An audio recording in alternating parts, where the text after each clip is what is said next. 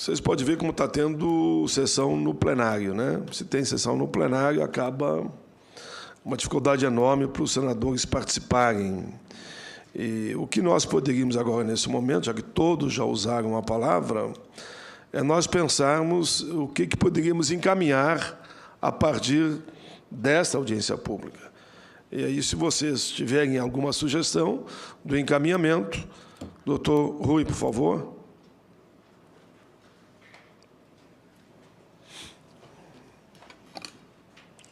Senador, em primeiro lugar, uma observação para o técnico, doutor Paulo, sobre essa questão da gestão participativa. A expressão não significa muita coisa, é preciso detalhá-la. Eu acho que há um avanço quando se fala em gestão participativa ou gestão compartilhada, em que as partes participam da gestão. Mas o modelo adotado no Brasil é ultrapassado e promíscuo, e por isso é um fator de crises, porque ambas as partes administram e depois vão fiscalizar o que administraram, ou seja, não fiscalizam. E gera disputa pelo poder. Exemplo do que aconteceu na Previ, em que houve disputa pelo poder e nós saímos perdendo, e houve um retrocesso. Esse modelo de gestão compartilhada, em que as duas partes participam da administração e da fiscalização, evidentemente é um atraso. Nós defendemos o modelo que nós chamamos de segregação de funções, com separação, que não gera disputa pelo poder, ou seja, uma parte administra e a outra parte fiscaliza, porque ambas as funções são funções administrativas e igualmente importantes, porque quem fiscaliza, se não participar da administração, tem interesse em fiscalizar direitinho, coisa que não acontece hoje. Então, é uma das providências que devem ser tomadas, e fica aqui uma sugestão ao senador Paulo Paim, seria a apresentação de um projeto de lei para substituir esse modelo ultrapassado e promíscuo por um outro modelo de gestão participativa com segregação de funções. Uma parte administra e outra parte fiscaliza. E a parte que fiscaliza pode perfeitamente ficar com aquela função normativa para que a parte que dirige a administração diária fique submetida a ela, sem excesso de poder. Agora, de outro lado, senador, nós encaminhamos a esta comissão, como uma sugestão participativa da sociedade, um anteprojeto que foi subscrito por uma série enorme de entidades para sustar a vigência de artigos da resolução CGPC 26, porque ela é indevida. Ela promove o enriquecimento ilícito do patrocinador. Aquilo que o companheiro Fernando Amaral falou aqui, o patrocinador patrocinador, não é beneficiário. O patrocinador repassa a terceiros. Esse é um aspecto econômico. A empresa é um agente repassador de custos aos preços. Quando ela repassa, quando ela vende o seu produto ou o seu serviço, ela zera os seus custos, zera, passa adiante. E, além disso, patrocinar proporciona lucro à empresa, porque ela, em seguida, ainda é beneficiária, depois de ter zerado o seu custo, ela é beneficiária dos incentivos fiscais. E, antes da apuração do lucro líquido para efeito do pagamento do imposto de renda, ela recebe com devolução uma parcela, hoje é 20%, já houve uma época que era de 100%. Então, é preciso corrigir isso, porque está havendo abuso. É um órgão do terceiro escalão do Ministério da Fazenda, do Ministério do Planejamento, que está legislando, usurpando competência do Congresso Nacional.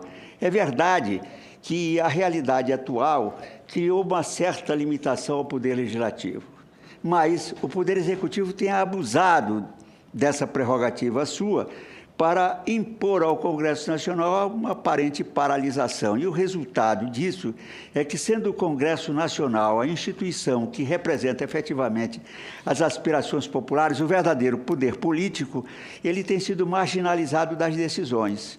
Então, fica-se legislando, como o caso da legislação CGPC 26, que nós esperamos, já faz quase um ano que foi encaminhado esse pedido para que fosse apresentado esse projeto de lei, sustando para dar exemplo, sustentando a vigência da resolução CGPC 26, que promove o enriquecimento ilícito do patrocinador, que é aquilo que o companheiro Fernando Amaral falou aqui, transforma o fundo de pensão numa empresa mercantil, transforma o superávit como se fosse lucro e transforma o patrocinador como se fosse sócio, recebendo o lucro a ser distribuído. Então, eu faço um apelo a Vossa Excelência, não há uma questão partidária nisso, há uma questão política que está criando dissenso, jogando empregados contra empregadores e vice-versa, para atender a uma visão que é economicista. É preciso, então, que o Congresso Nacional, e fica esse apelo, há uma iniciativa concreta neste sentido, ela está fundamentada, tem razão de ser, e se não for tomada uma providência urgente, os fundos de pensão fechados, que administram planos sem objetivo de lucro, simples objetivos sociais, tendem a desaparecer. E daqui a pouco, quando se falar em previdência complementar no Brasil, só teremos previdência complementar com o fito de lucro explorado por bancos e por empresas seguradoras. Desaparecerá uma iniciativa concreta. Essa é uma sugestão que fica aqui a Vossa Excelência. Já estivemos em contato com o senador, esse senador do Piauí, senador... Não, esse senador que foi... Wellington Dias? O Wellington Dias, que recebeu para dar parecer... Isso, é o relator da matéria. E ele estava esperando o pronunciamento da ministra das Relações Institucionais. Se for o caso, nós pedimos a Vossa Excelência que nos possibilite uma audiência com a ministra Ideli Salvati, que nós queremos explicar a ela. Não há absolutamente nenhuma motivação de caráter político partidária, porque esse processo de desmonte da Previdência Social para atender o ser humano, aparentemente se transformou numa política de Estado, porque começou no governo Fernando Henrique Cardoso, continuou no governo do ex-presidente Lula, está vigendo agora, e eu não acredito que os presidentes da República tenham conhecimento desse fato. Há setores do governo que trabalham com um lobby poderosíssimo, que corre muito dinheiro, que está levando a Previdência Complementar ao descrédito que já afeta a Previdência Pública. Só para terminar, eu diria que, no caso, a Previdência Pública começou na década de 30 pelo regime de capitalização, que foi dilapidado, por governos. Sucessivos governos liquidaram com as reservas técnicas da Previdência Social e, se não me trai a memória, foi no governo Médici, que, quando a Previdência começou a pagar os benefícios, não havia mais a reserva, senão contabilmente, e o governo, num passe de mágica, inventou a história do regime de repartição como pacto intergeracional, e é por isso que o sistema vive em crise. E depois, com a Constituição de 80, que criou o sistema de seguridade social, onde só a Previdência é contributiva, os outros dois são alimentados por verbas orçamentárias, e o governo joga nas costas do sistema contributivo, que é a Previdência Social, encargos que não são dela, e depois diz que a Previdência Social é deficitária. Essa mistificação precisa acabar. E o Congresso Nacional cumpre um papel extremamente importante. Fica o apelo a Vossa Excelência para ver se nós ganhamos um tempo preciosíssimo com a apresentação desse projeto que representa a iniciativa popular, porque representa a aspiração de uma série enorme de fundos de pensão, onde os associados estão visivelmente preocupados com o possível fim da Previdência Complementar fechada sem o fito de lucro. Muito obrigado. Muito bem. Só para dizer que a proposta foi apresentada, eu recebi, dei o despacho em 2012, e ela está com o relator, o Wellington Dias, desde o dia 16...